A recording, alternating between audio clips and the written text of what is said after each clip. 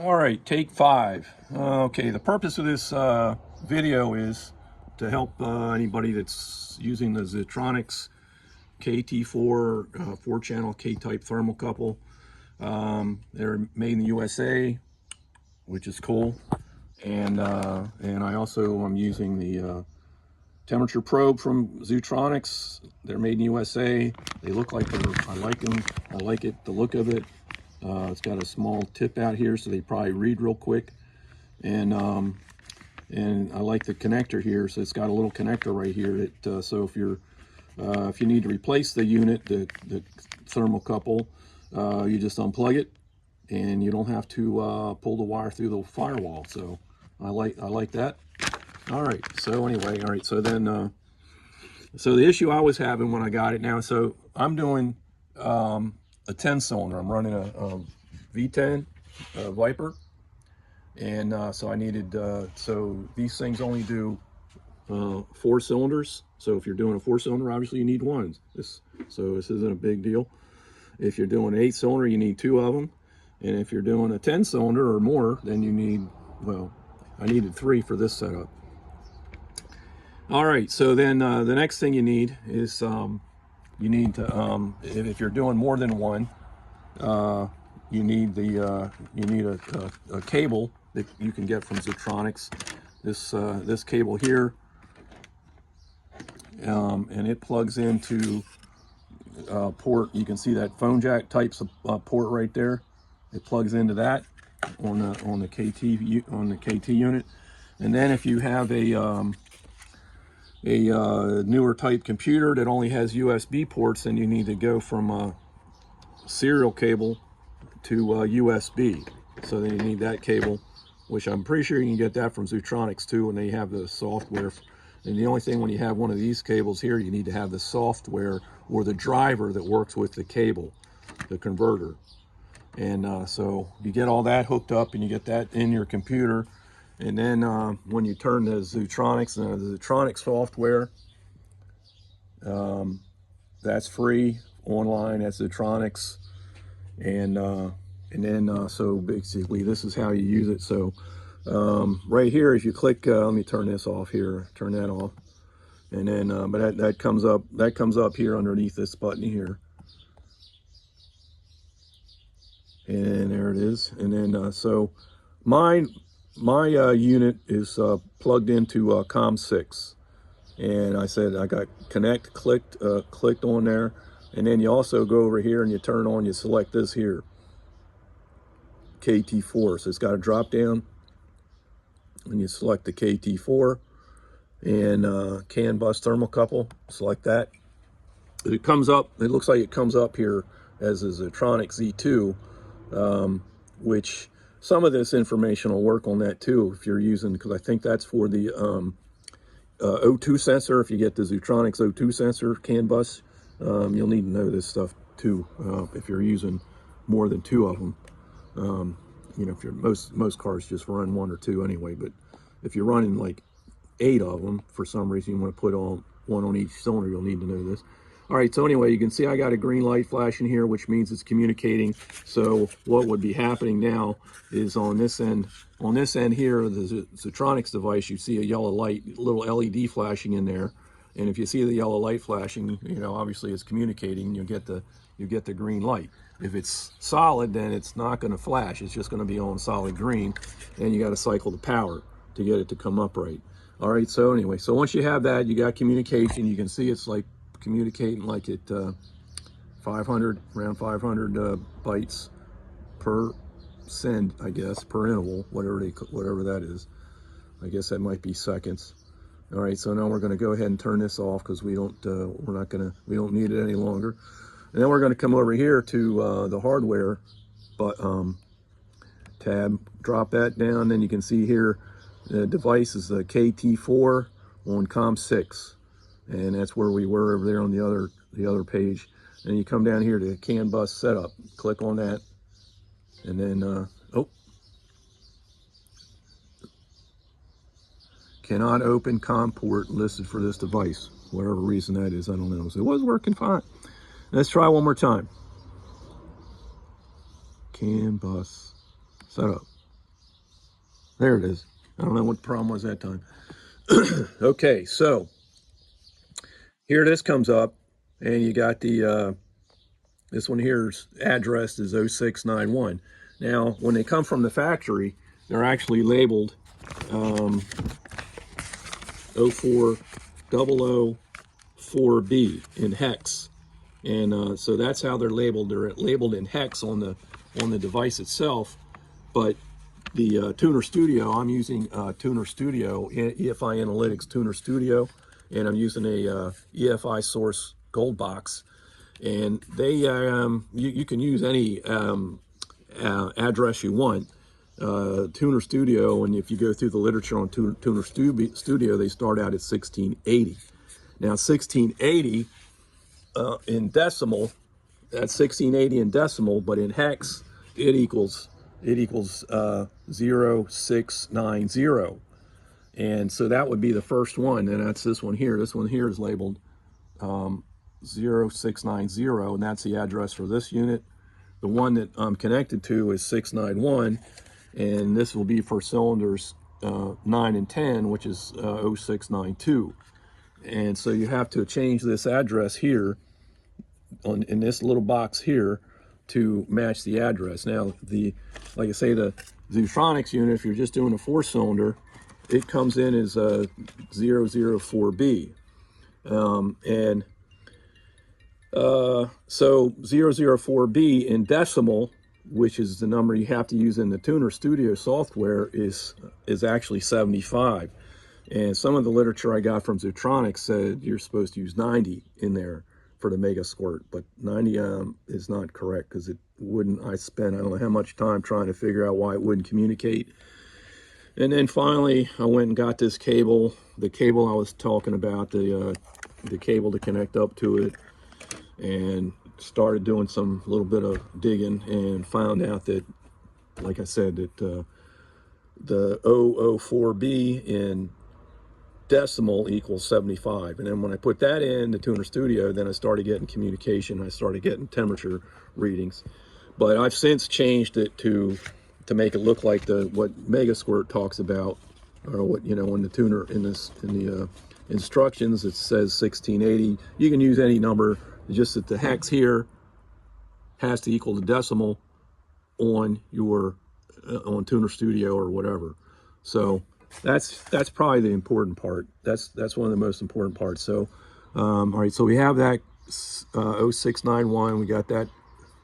Okay, so I'm going to turn this software off, and then we're just going to click no, because we don't care about that. And then I'm going to bring up my Tuner Studio here. Here's Tuner Studio. We'll click on that, and there's Tuner Studio. There's my big mouth dog, Lexi Lou. Come on, Tuner Studio.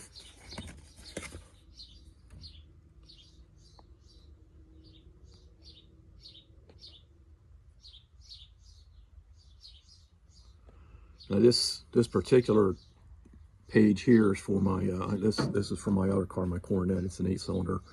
I'm using different devices on that one, but they're no longer available, so I'm using this one. All right, so here, when you get to here, you go to CAN bus test modes, and then you click on CAN parameters. Come on, CAN parameters, and then you get this box here, and so it kind of looks like this. So you have to turn this on. I forget what all, but anyway, you want it set up like this. Just this page. That's all you do. Set it up like this. I don't know if this has to be enabled or not. I don't think it does, but in my case, it is enabled. All right, so then we can close that, and then we're going to go back up here to this page. Go back up here, and then we're going to come down here to CAN receiving. See that, CAN receiving, and then click on that. And then this page here is important, because all right, so here you have the you select your ADC, and all right, so you can see here I got ADC 1 through nope, there should be 10. I'm missing 9 and 10. Somehow they're still working though. All right, and come down here, ADC 9, Oh, I know why. This is because this is the yeah, this is because I'm using the turbo 440 turbo setup, and we don't need that one. We need this one here, which is we need to go here to let's see, vehicle projects, open project, and we're going to go to come on, we'll get it right yet, dude. Vehicle projects, open project, and then we go down here to VC project, which is Viper Challenger. And this probably isn't actually set up right yet, because you know what?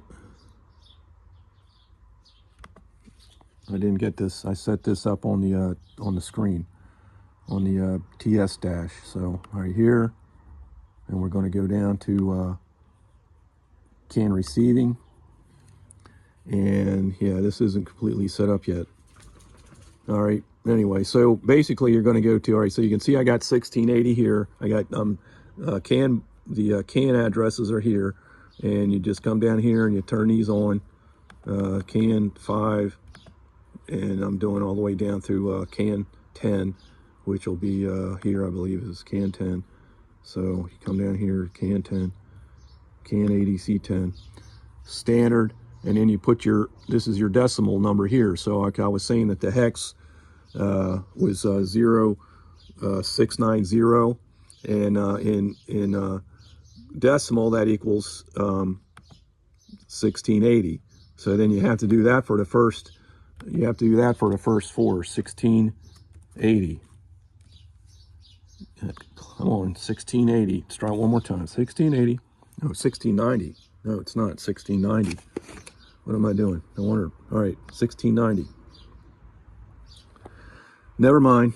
One more time. Yeah, 1680. That's the decimal equivalent. And this one is 1680. And then this one here is going to be 1681. And you do that for four of them. And then this one here is going to be 1682. All right. So you do it like that. And then over here, you have to change this. This has to be 0. Right here, it's on the offset is 0. And then this is 2. And then this is 4. And then this is 6. And then you do the same. You do it again. 0, 2, 4, 6. And again, 0, 2. Because I've got 3 of them, and we don't need these last 2. We don't need 4 and 6, but I'm putting them in anyway. And then you change here this here to BTU to BTU. You change that to same, all of them, BTU, B2U, I should say, B2U. Select that, and then I say this is for Tuner Studio. All right, so once you have that, then yeah, so then you burn it, and then that's all that's in there. All right, so now I'm not connected here, but let me go over and show you the TS dash that it's working over there. So all right, so anyway, this is a full tube chassis 2015 Challenger. We're running a like I said, we're running a Viper and 17-inch slicks. This car is I just can't wait to get this sucker running.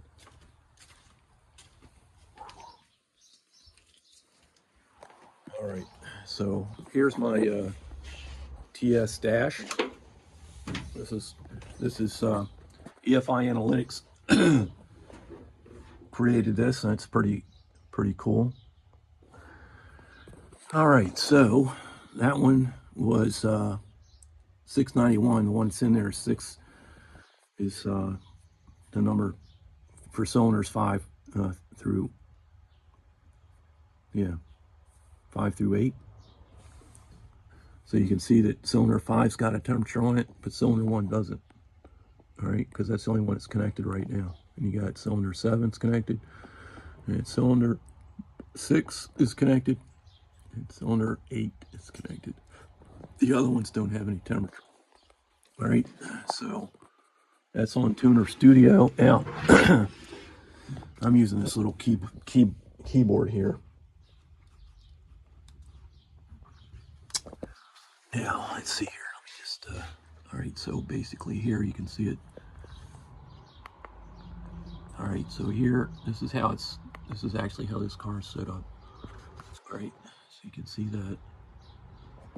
And we're going to close. We're going to come down here and go to CAN receiving. CAN receiving, you see how it's set up. All right, and these are important. I guess that's how it comes up when it's new. This is turned this is turned on, and you have 1680, 1681, 1682, 0246, 0246, 0246, BTU, and all this. It's just like that. All right, so when you have that set up like that, it seemed like that's all it took once it was set up properly.